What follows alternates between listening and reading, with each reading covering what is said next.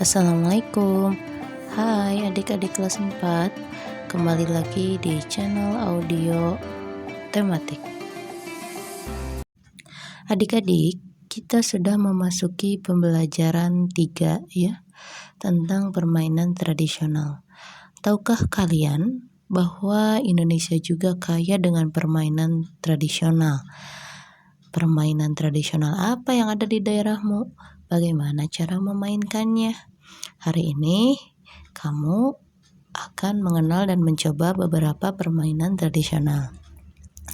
Adik-adik, di sini ada sebuah teks judulnya Benteng-bentengan. Benteng-bentengan atau rerebonan adalah permainan yang dimainkan oleh dua kelompok penawan dan tertawan. Masing-masing kelompok terdiri atas 4 sampai dengan 8 orang dan memiliki satu tempat sebagai markas. Markas atau benteng bisa berupa sebuah tiang pohon atau pilar. Nah, kalau gobak sodor adalah permainan atau galak asin atau galasin dilakukan di lapangan. Arena bermainnya merupakan kotak persegi panjang dan dibagi menjadi beberapa bagian secara horizontal dan vertikal. Tahukah kamu bahwa untuk bermain benteng-bentengan dan gobak sodor dengan baik diperlukan beberapa keterampilan, di antaranya jalan, lari, dan lompat. Nah, di sini adik-adik ada berdiskusi ya. Tuliskan pengalamanmu saat mencoba salah satu permainan tradisional dan diskusikan jawabanmu dengan jawaban teman sekelompokmu. Yang pertama pertanyaannya, apa yang membuat kamu tertarik dengan kedua permainan tradisional tersebut? Jelaskan. Permainan tersebut sangat mudah dimainkan dan dapat melatih kerjasama tim. 2. Bagaimana aturan permainan tradisional tersebut? Yang pertama, penjaga boleh bergerak ke sana kemari, tetapi tidak boleh melewati garis melintang yang dijaganya. 2. Kaki penjaga tidak boleh keluar garis. 3. Penjaga hanya boleh menyentuh permainan lawan. 4. Pemain yang sudah masuk tidak boleh keluar lagi. 5. Pemain jika melanggar melewati garis, ia dianggap mati. Itu jawaban nomor 2. Yang nomor 3, bagaimana strategi kelompokmu untuk dapat memenangkan permainan itu?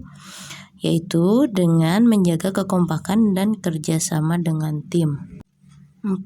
Sikap apa yang sebaiknya kamu tunjukkan saat kelompokmu menang atau kalah dalam permainan? Jika menang, maka harus bersyukur dan tidak boleh sombong. Dan apabila jika kalah, harus berlapang dada dan menerima kekalahan. 5. Hal baik apa saja yang dapat kamu pelajari dari permainan itu? Adalah dengan adanya kerjasama tim dan bergotong royong.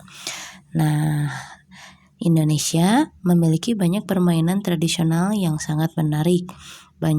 Banyaknya jenis permainan tradisional menunjukkan keragaman budaya yang harus kita jaga. Selain memiliki permainan tradisional yang beragam, Indonesia memiliki musik tradisional yang beragam pula. Bunyi yang dihasilkan suatu benda berbeda-beda, demikian pula dengan bunyi yang dihasilkan oleh alat musik tradisional. Nah, di sini ada percobaan-percobaan yang mengidentifikasi sifat bunyi ya, ada 3 percobaan. Setelah itu, nanti kalian isi tabel berikut berdasarkan hasil percobaan. Nah, di sini ada yang pertama, percobaan pertama yaitu benda gas atau udara, bunyi yang dihasilkannya adalah terdengar. Percobaan kedua yaitu media atau perantaranya yaitu benda padat atau benang, dan bunyi yang dihasilkan adalah terdengar. Percobaan yang ketiga, benda cair atau air perantara, dan bunyi yang dihasilkan adalah terdengar juga. Nah, adik-adik ada pertanyaan, melalui media apa saja bunyi dapat merambat dan sampai ke telinga kita? Yaitu melalui media benda cair, padat, dan gas. Media atau benda apakah yang digunakan untuk merambat bunyi? adalah benda padat, cair, dan gas. Apakah bunyi yang dihasilkan dari setiap media sama? Mengapa?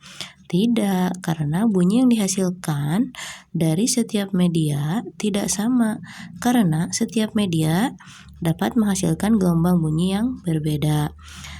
Terus yang terakhir, apa yang dapat kamu simpulkan tentang perambatan bunyi? Bunyi memerlukan medium perambatan bunyi dapat merambat di benda padat, cair, dan gas, tetapi tidak dapat merambat di ruang hampa. Setelah itu, membuat laporan dari salah satu percobaan yang kamu lakukan dari tadi 3 percobaan ya. Nah, di sini ada laporan kegiatan percobaan, yaitu nama percobaannya adalah percobaan perambatan bunyi.